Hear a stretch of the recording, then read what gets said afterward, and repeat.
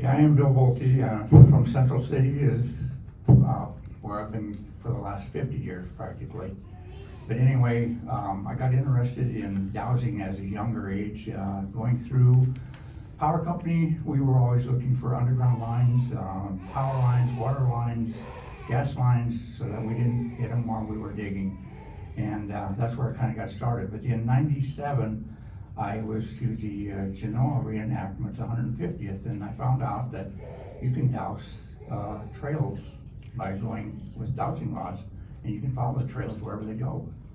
How the dowsing rods work, I don't know. We can talk about it later. If we have time, we can even go out to the cemetery. I even think there's a trail out through the cemetery that is there that will douse, besides the graves that are out there.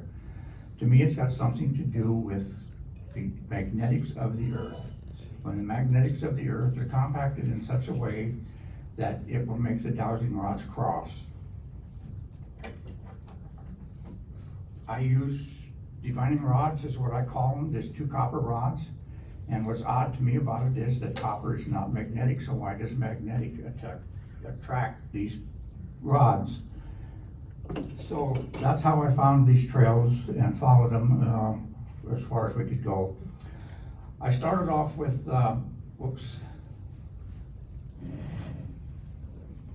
wanted to show you about where I'm at in Merrick, Nance, and Hamilton County as far as dowsing the trails. These are the 3 counties that I think have probably the most trails of any county that have crossed them. The Mormons crossed in 5 different places that I know of. The Oxbow Trail in Hamilton County, the Nebraska City Fort Kearny Trail, and then we have the Overland Trail, we have the Fort Kearny Omaha Trail. You name it, they come through there in one way or another. Merrick County was a spot. So anyway, I don't know if it'll show you on the board, but in the middle is where the trail, the red spot, goes practically up and then comes start down, and when it drops straight down, that's the western edge of Merrick County. So that's where they hit the Platte River, and from there it's kind of easy to follow. It's all along the Platte River. You won't find much along the Platte River because a lot of it has been plowed under now and it's under irrigation. This is one of the trails, it's one of my favorites, and you can see the ruts here going north and south. This is where they come across from the Loop River, and they're going down to this Platte River. So, like I said, this is one of my favorite spots, and the reason that I found this is because in 2011 or 12, that's when we had the drought, just like the drought we're having right now. The cattle have eaten the pasture down to where there's hardly no grass, and it can be found just by eyeballing it, really. And I think we're going to have the same thing here by fall, that with the drought we're having, that everything's going to be eaten down, so that you won't even be able to you'll be able to see it.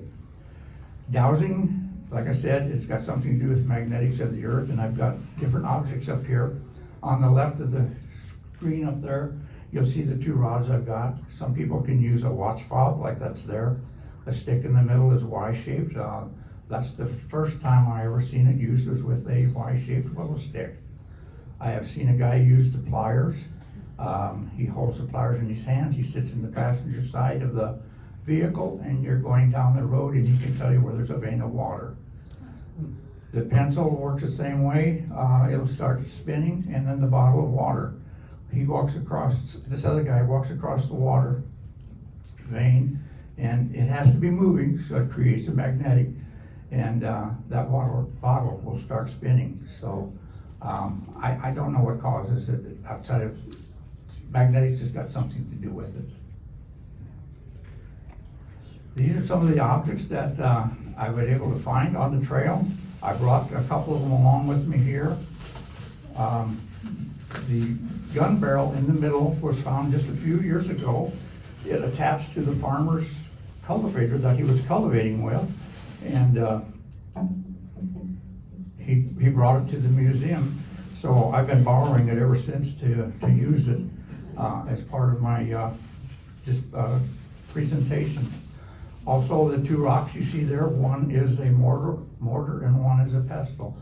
I found them along the trail down by Lone Tree, and those were probably by the Pawnee because they were the ones there, but this is an old ox shoe that somebody had probably plowed up, disced under one time or another, and that's why it's bent right there. Come south, and you follow the trail down on this black line. You see where it's split. The one trail that goes straight south comes out just west of Central City. The other trail goes to Chapman, comes out just west of Chapman. Those two trails there are probably one of the first ones that were there, and they come from over there on the north side.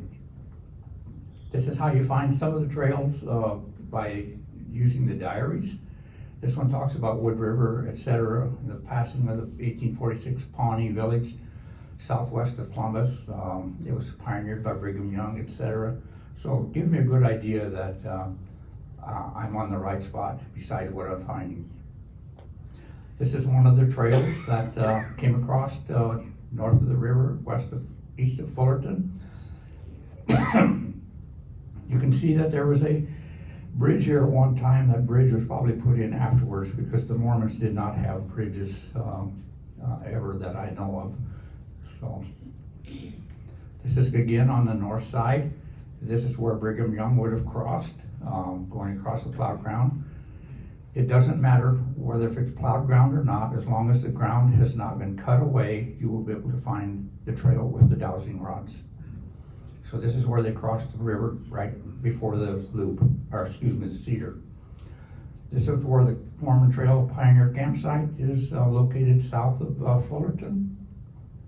Of course, they put the historical trails someplace where people are going to notice it.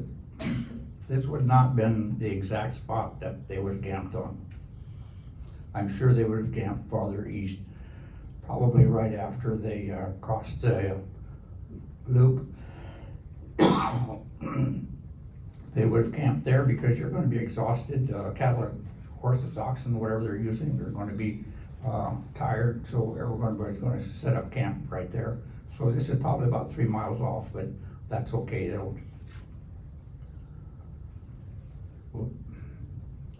Here again, you see the trail a little closer, and you also see the trail going south of Fullerton, the town, on the north side. You see a couple black marks there in the middle where they did split. They were closer to the river at one time, and then moved up to the higher ground. My thoughts were that probably the ground is too soggy, too moist, depending upon the type of year they came, and that's why they moved over. I'm going to point out this before I forget. Clear over to the left side, you'll see a black trail going south. That's where they would have crossed on the upper trail. I always call the east trail the first trail, the lower crossing, and the upper crossing over by Palmer. And I understand you probably don't know where these towns are, a lot of you, because I would be lost if I wouldn't. And then you see the Y shape, the black one in there again, that's where the two that we're talking about split. This one here is where I found the handcart trail. And the reason I found the handcart trail is because Mr. Cox, who is deceased now, told me that his grandmother told him about the trail crossing under the fence there. Last spring, Richard Bennett and several of his fellows came out, and we went to that particular spot. We located it. They got to try out the dowsing rods. Some of them used it. They worked, and some didn't. But anyway, this is what the trail looked like right there where we dowsed. You look a little close so you can see the indentation where they come underneath the fence. And this is just on the east side of Highway 14. This is where they came across the first section, and it's hard to see in this particular picture, but they followed from, this is looking north, but they followed this trail snake-wise down through they did not go over the hills, they went around them.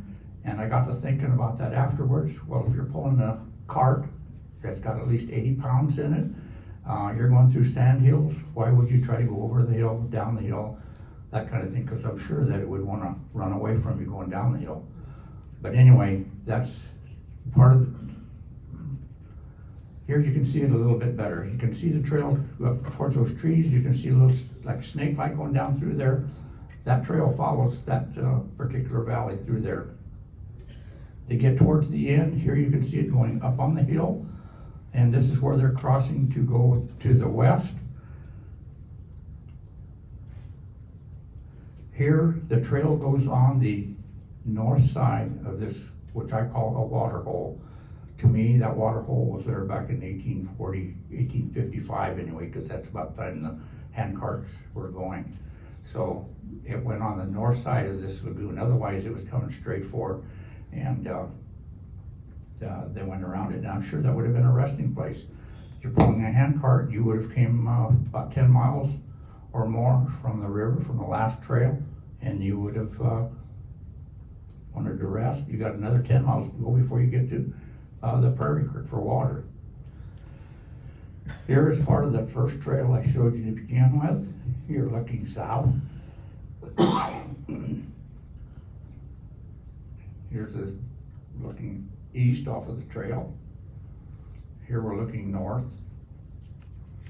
But you can see the ruts is displaying this day, and you see how wide they are. I have no idea how many wagons would have crossed this particular trail here. Here we are again. That particular trail is there where the 3 X's are on the map.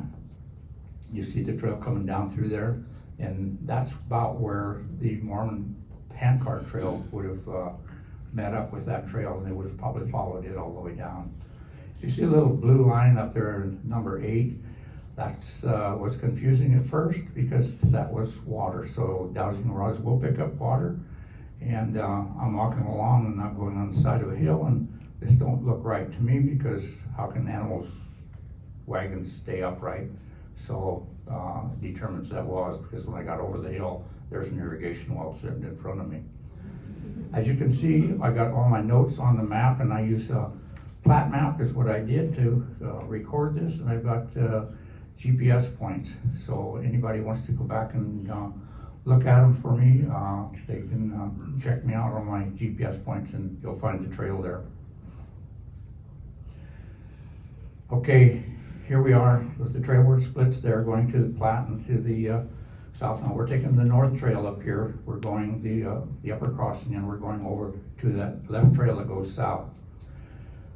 Going from that north side, this is one of the trails that you can see the indentation in the ground to swale. That's where they would have crossed the Merrick Creek. This is where they would have went down into it. This is on the other side where they came back out of the Merrick Creek. So the trail, the journey that they took is still there. Also, I should note though, in 1820, Stephen Long came down and used this, so he may have started this particular trail for them to follow. He wouldn't have had carts, wagons like they had, but he would have had an army with him that would have went down that trail. Here is the Horse Creek. They come down that hill right there. On top of this hill, in one of the diaries, they talked about at least 3,000 Pawnee were camped there. Most of the hill, flat mesa on top, has been farmed, but you can still douse the lodges that were there. The earth lodges have crumbled, of course, but you can still pick up the dowsing in the circles. You can pick up the entrance to the lodge. Usually the lodges have entrances to the east. And farther closer to the river, there are a couple spots where you can see the circle itself, yet for you don't have to douse it. This again is Horse Creek. This is where they had to go through on that particular one. And then here is where they came back out of Horse Creek going west. So they came up on the top side and we got back up to higher ground right here through the creek. And this is just another spot where you can see that they came through. When they got closer to Palmer, they had to go on the across the river, and this is where they came out of the Loop Valley. This is where they're heading south. That particular swale is still there today. Going south, it'll come out just west of Chapman. This is just 1.5 miles east of Palmer. This is on the south side of the road. It's in a pasture. The snow helped me out on this one to find the trail, the marks. etc. So we're going south right there, and this is very close to where Brigham Young would have went on his first pioneer trail. I'm thinking this is just a couple miles from where he actually went. I cannot find his trail because I don't think there was enough action on the trail in order for me to pick it up with the dowsing rods. I don't think the ground got magnetized as such to find it. This is where they crossed at Morris Creek, and you can see actually 2 wagon marks yet for about where the wheels were, but it's actually wider than that. This is another one of the diaries, and this is Prairie Creek, which is just be south of there. Here we're at Lone Tree. Lone Tree is the black line coming from the north, just on the west side of Central City, where it would hit the Platte River, and then it would go straight east or follow the Platte River on the north side. And then you can see the 2 lines coming down over on the other left. That's the V shape. That's where the 2 trails sort of came together. The thing about this is there is a cemetery right between those 2 trails. They call it the Laurel Cemetery, and I don't know if the Mormons started that or not. I cannot find anything about it. But Lone Tree was a solitary cottonwood that was on the Platte River. It was a landmark. It was standing there on the north side, 3 miles southwest of present Central City. They estimated the tree about see the tree about 20 miles from either direction. They probably one of their landmarks, and that's why I think when the pioneers came across the hills from Fullerton, they saw this tree. This would have been a marker for them to pick out and point to where they're going. Also, the Mormon Trail again is for thousands of the Mormons that went through this along this trail on the north bank of the Platte. And Brigham Young led the first mass migration over the Mormon Trail in 1847. And it goes on. I don't want to take up everybody's time by reading it. This is south of Clark's.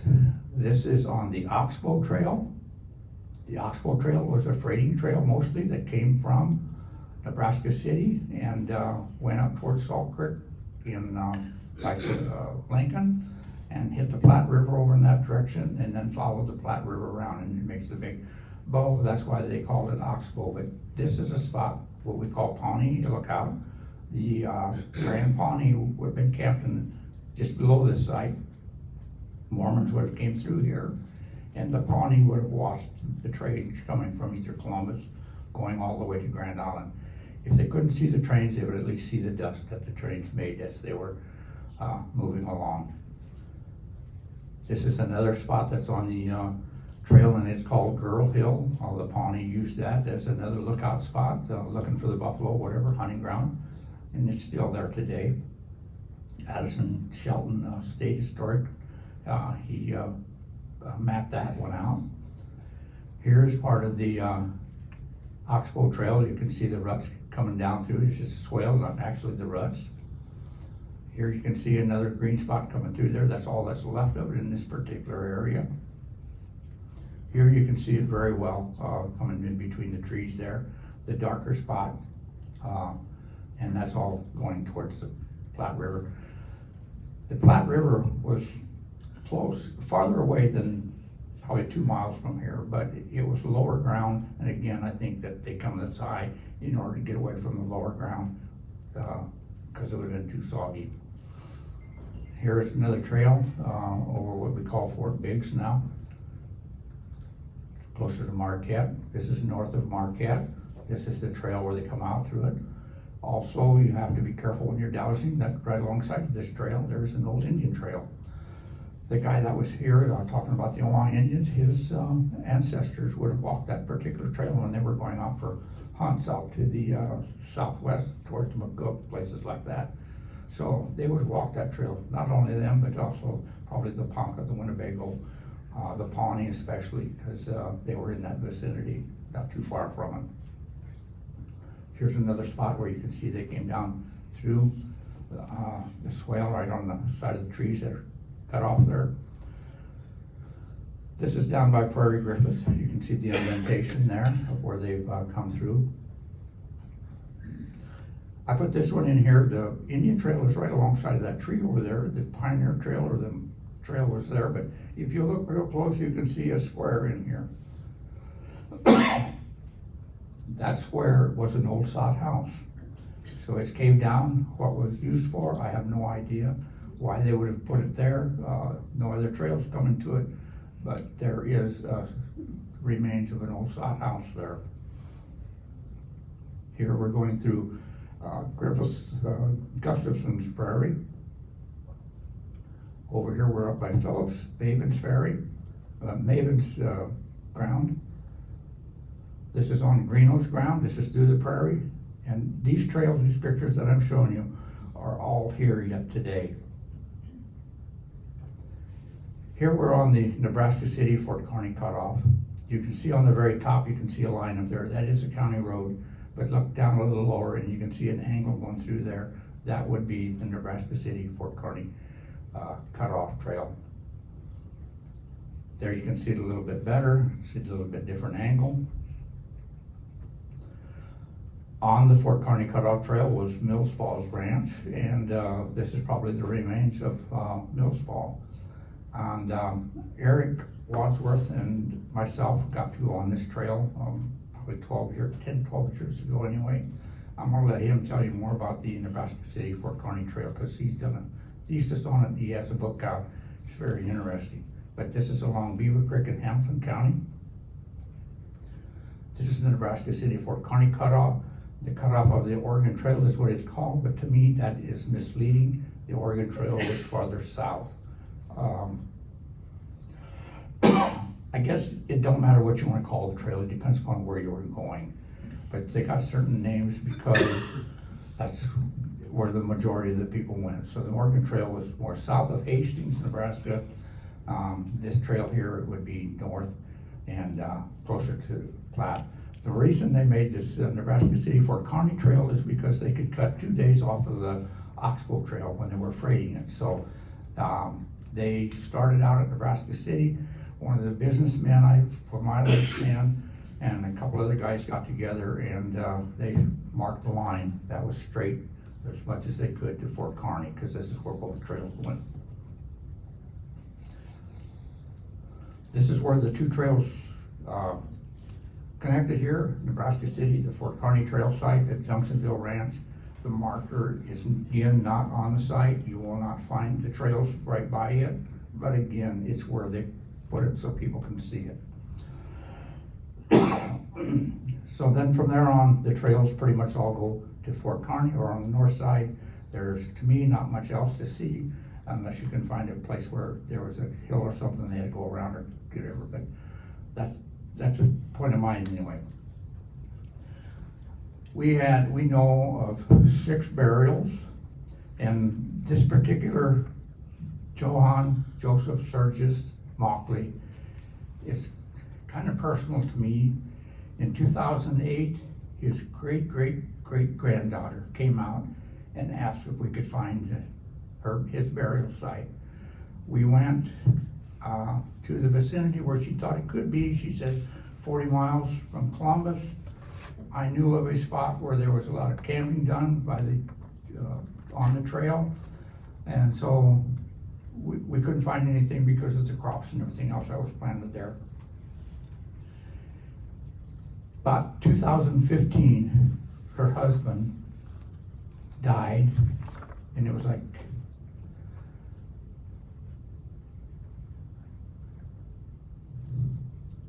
you get this feeling that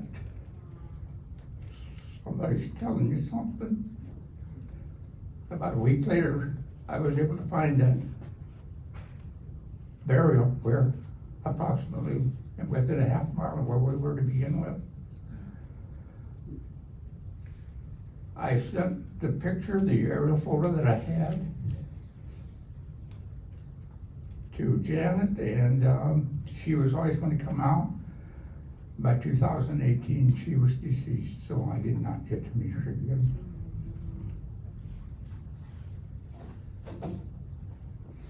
I will always get to remember her and her husband.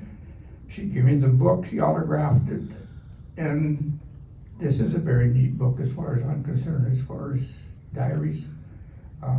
The people that were in the book went through there. So that means a lot to me.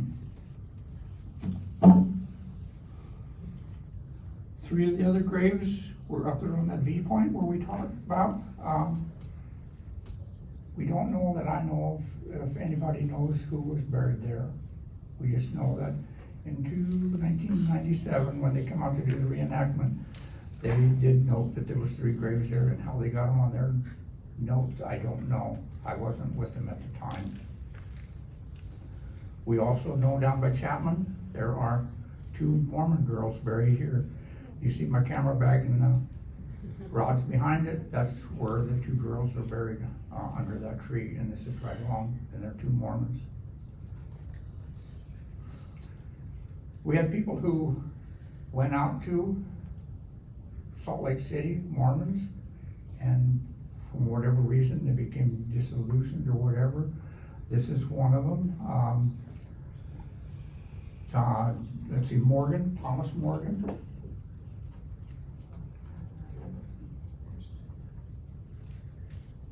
He was one of the first settlers of Merrick County.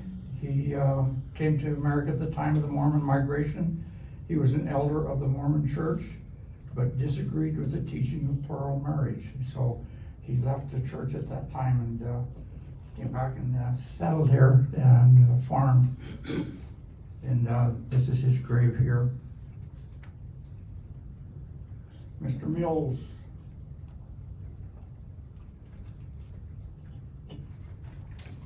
Richard Mills, born in Devonshire, England in 1833, and he married Elizabeth Knight in 1861.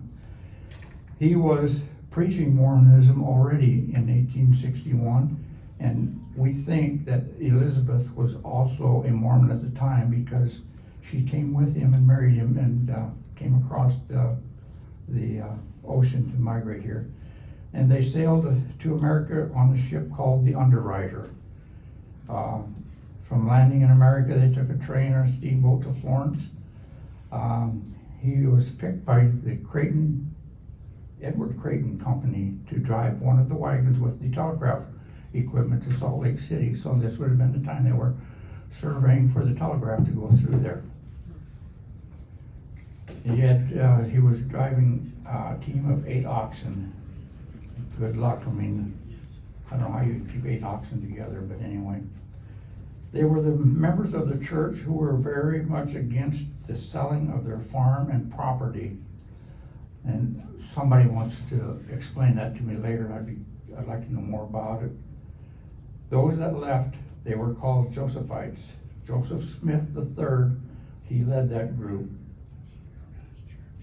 When they left, there were 46 wagons that came with them.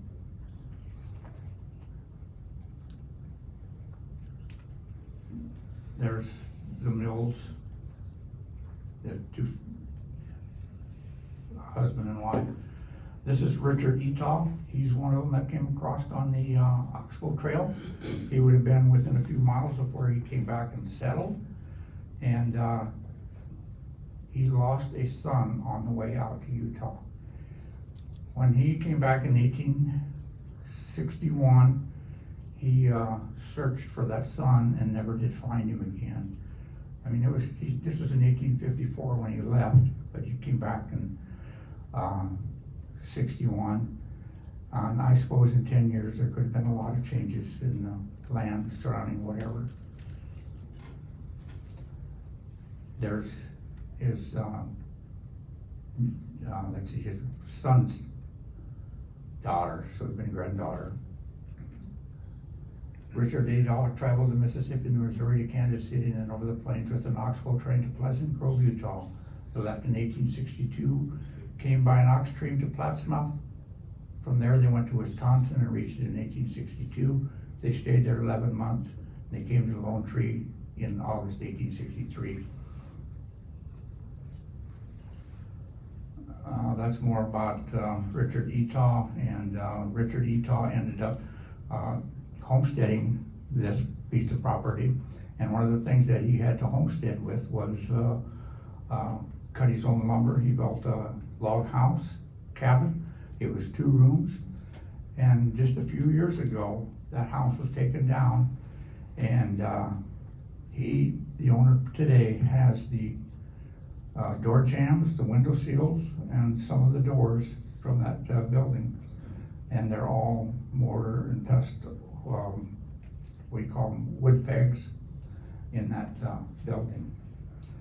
So that brings me pretty much close to the end of what I've got, except I think somebody mentioned, if Dick mentioned it, that Merrick County is building a new historical museum. We have got the frame all done. We just got a $3 million grant from the Shovel Ready program of ARPA, and we should be able to finish the rest of it now within probably a year is what we're hoping. With inflation and everything, costs have gone up, materials have been hard to get, that kind of thing, so I think we'll probably be doing the dirt work while we're doing the rest of it. And this is where I want to put a plug in that we are within 1.5 miles of the Mormon Trail to the south of us. We're within 0.5 mile of the trail to the west of us.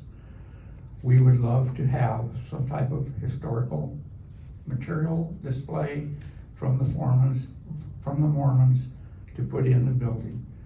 If they would, we would need somebody with the history, something like the hand carts that we could put in that building would be greatly appreciated.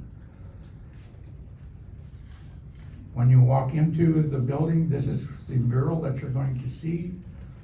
It's going to have the Mormon Trail, the railroads, the sod house, the pioneers, and of course the tree. You're going to walk under the tree. The tree is how Central City got named. It was a lone tree. Down there was the Western Stage Company put a stage station there in 1858, and 1875 I think it was, is when they changed the name to Central City, because they thought Lone Tree made it sound too obsolete or too lonely. So that's why it got changed. I wish it was back to Lone Tree myself. That concludes what I got for Merrick, Nance, and Hamilton County. So that's all I got.